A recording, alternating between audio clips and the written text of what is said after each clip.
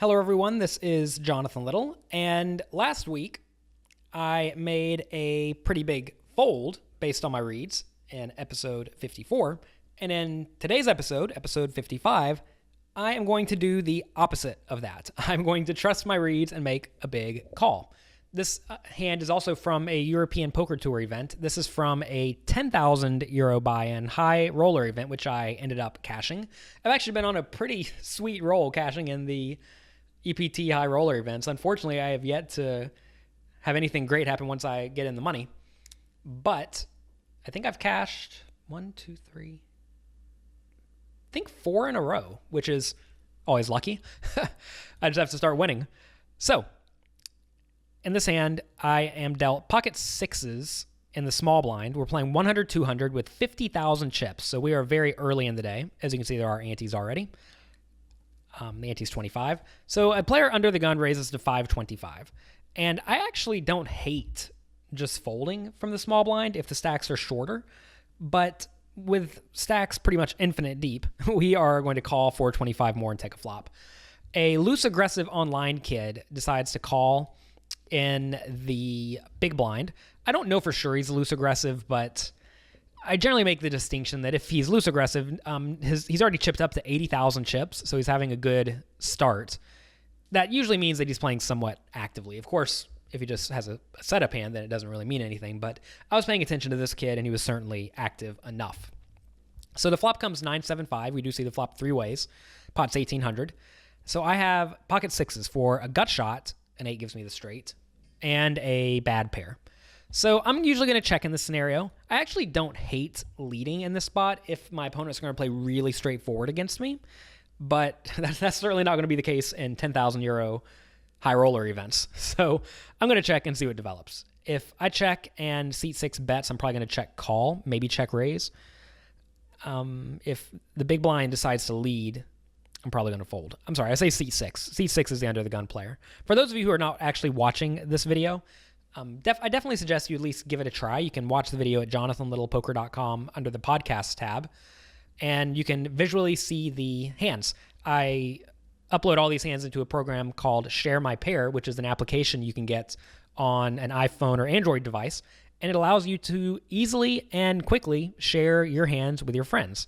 And that's exactly what I'm doing here. I'm sharing my hands with my friends. So it goes check, check, check. Turn is a 5 of spades. So 9-7-5-5 all rainbow. I think I could either check call the turn or bet. If I bet, I'm effectively making a protection bet, which means I am betting so that random overcards do not get to outdraw me for free. Like say my opponents have queen jack. I'd rather them not be in the hand than be in the hand. And also I make it to where it's hard for me to get bluffed out of the pot unless my opponents want to take a somewhat aggressive line and raise me. And I typically don't think many people are getting ridiculously out of line trying to raise in the spot, so I think I can fairly safely bet. And if I do bet and get raised, I will just fold. So pot's 1,800. I decide to bet 1,100. The small blind calls, and the under the gun player folds. So when the small blind calls, I think his range is going to be mostly 9s, 7s, an 8, a 6, or various overcards. And the overcards are usually going to have some sort of a gut shot. So something like Jack 10, Jack 8's an open-ended straight draw. Well, double gut shot. Close enough. I sort of group all the straight draws together. I mean, Jack 8 has 8 clean outs to the nuts. Obviously not exactly 8 this time because I have 2 6s. But he has 8 outs. Open-ended straight draws have 8 outs. They're all effectively the same. Although people tend to not see the double gut shots quite as cleanly. And also, another problem with double gut shots, though, is say a 6 comes, obviously, pretend like I don't have pocket 6s, it's going to be pretty hard for him to get paid off because there'll be 4 to a straight on the board. Anyway, that's all sort of a side tangent. I do think my opponent's going to have some amount of equity when he calls. Something like ace 8 is a hand that makes some sense. Maybe queen 8, king 8. Any 9, any 7, etc. So the river is a 4. And at this point, I have to decide if I want to bluff with my pocket 6s or check. If I am betting, I have to ask, do I think my opponent will fold a 9 or a 7? And against most loose aggressive kids, I would tend to say they're not going to fold those hands. So I don't think betting has a ton of merit. So I decide to check. And my opponent bets 6,650. Remember, the pot is now 4,000, so he is overbetting the pot. And this is always a tough spot. You will usually find that your opponent's going to be fairly polarized in this scenario, meaning he's going to have a very good hand or a very bad hand. And I have to ask myself, what hands are very good in this scenario? Those would be straights and full houses, and maybe a 5. So in order for my opponent to have a 5, he had to just call the turn with it, which a lot of players would raise in that spot to try to build a big pot, given we are so deep stacked. It's really hard for him to have a straight because I have pocket 6s.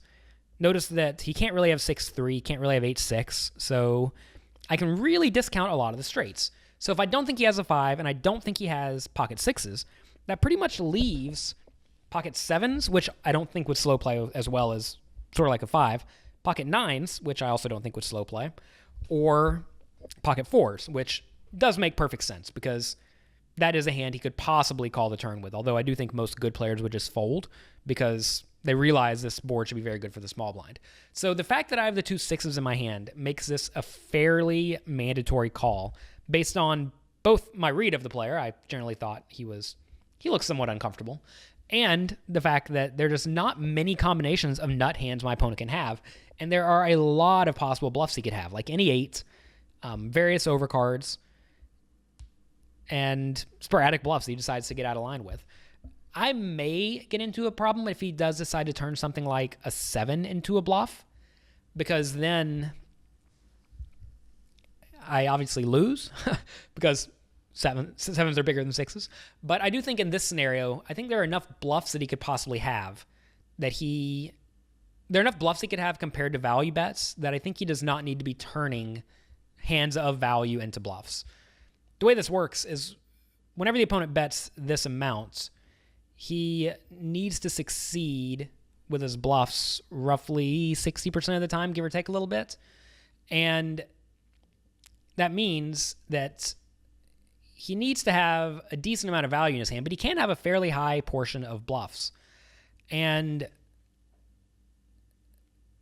for that reason, I think I just have to call in this scenario. My hand beats a lot of these stone bluffs, and I'm not really sure he's going to be turning stuff like a 7 into a bluff. So anyway, all this results in me deciding to call this overpot bet. And my opponent has Jack 10 for nothing, which was one of the hands that makes perfect sense.